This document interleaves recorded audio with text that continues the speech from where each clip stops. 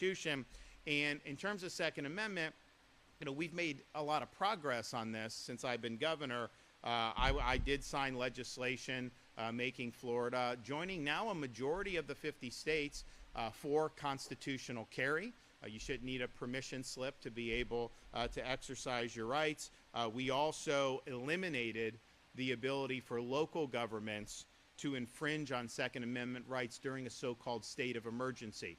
Now, a lot of them have not tried this since I've been governor, but we've had a couple pop up, and then I've had to come over the top rope with an executive order saying, no, you don't get to use a hurricane as a basis to go after somebody's Second Amendment rights. And that ain't happening here. So we're able to get that into law. So at this point, it's not even going to be able to be tried to begin with, even though I would have batted it down and would have done so proudly. I do think we also made sure, so we have constitutional carry. The whole concealed carry license is not something that you need or is required in Florida, but they're still provided because some people want that for when they travel to other states. And in the Farm Bill, we were able to update those weapon license process to eliminate red tape and unnecessary bureaucratic delays. That had been a massive backlog under Nikki Fried when she was commissioner, because she didn't believe in it, didn't believe in Second Amendment. And so I think Commissioner Wilton Simpson has done a good job of really working through that, and that's much better now for Floridians who need that. I've been saying, though, we've got almost a 3-to-1 majority in the Florida House of Representatives. 38 states have open carry. It's not something that's controversial. The sky hasn't fallen in any of those.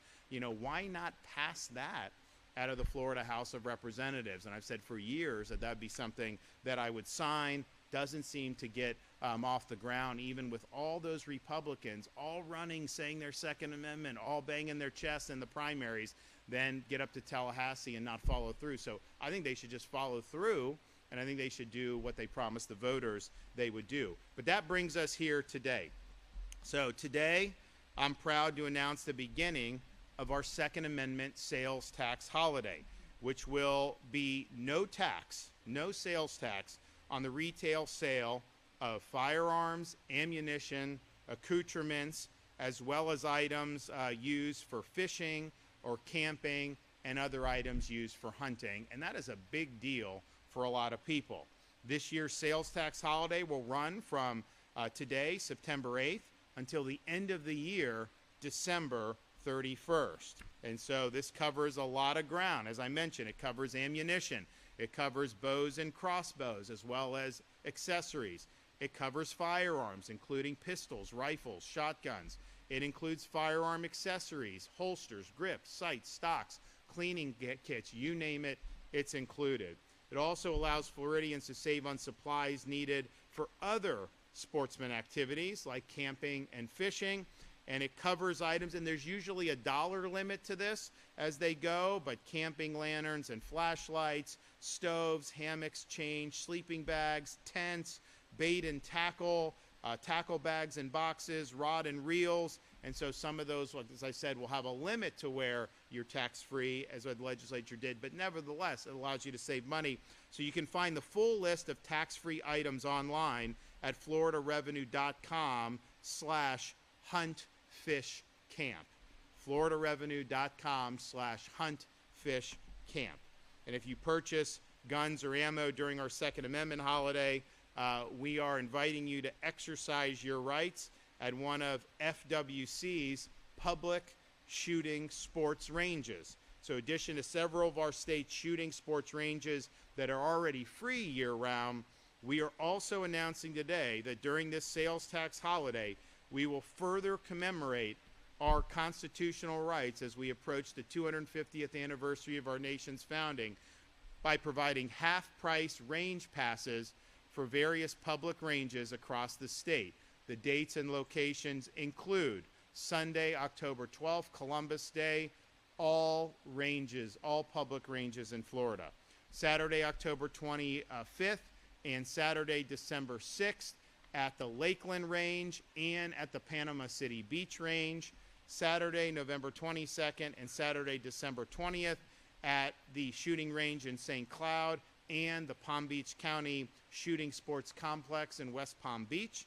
Florida will also celebrate America's veterans and the freedom they have preserved for us by providing free range passes to all veterans at all ranges on Sunday, November 9th, in honor of Veterans Day.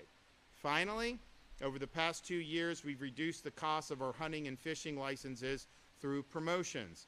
That included the first year of our promotion, where we offered half-price lifetime and 5-year licenses, and last year's lifetime promotion for children's licenses. This year, in honor of America 250, we will be offering the usual $500 5-year gold sportsman's license for $250, cutting those costs in honor of the founding of the Republic and our constitutional right to keep and bear arms. Floridians from all walks of life have been able to enjoy our great natural resources. We want to continue to reduce costs for our families so that they can enjoy the great outdoors.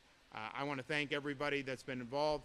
We also just, I think as most people know, we have the record Gulf red snapper season that I authorized earlier this year, including they were there Memorial Day weekend, which was earlier than anticipated. That's going to be continuing throughout the end of the year, and they have those dates if you need those. We have requested that the federal government delegate to the state of Florida management over Atlantic red snapper. We've shown how it can be done in the Gulf. Atlantic red snapper, they give like 1 or 2 days of red snapper for the entire Atlantic coast of Florida, and they're using faulty data. You talk to the fishermen out there, there's fish. I mean, they're like all over, and that's the same thing they told us in the Gulf when I first became governor. And we're like, all right, well, let's do it right. And Rodney at FWC and those guys have done a great job. We're ready to be able to take on the Atlantic, and I would love to be able to open a really strong Atlantic red snapper season. I know that'd be a huge thing for so many people on the east coast of Florida. So this is an exciting day. It's an exciting time.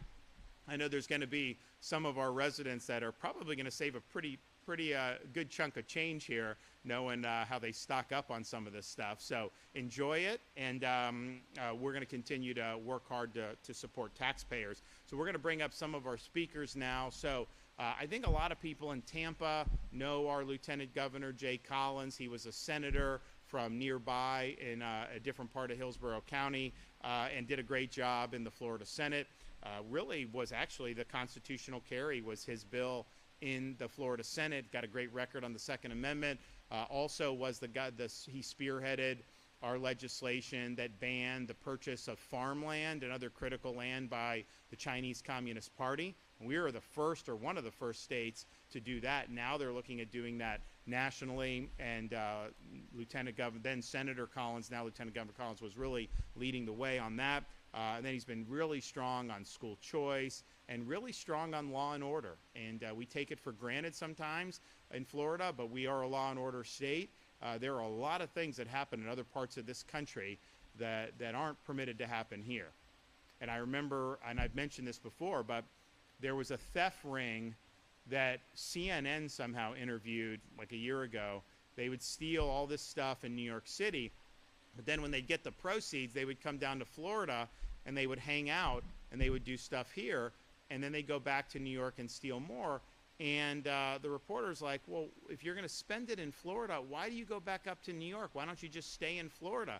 And they're like, because in Florida, if we do what we do, they put you in jail. That's why we don't do it in Florida. And that's really, I think, something that is meaningful. So he's been really strong on that. But he also has a really great background of service to our country.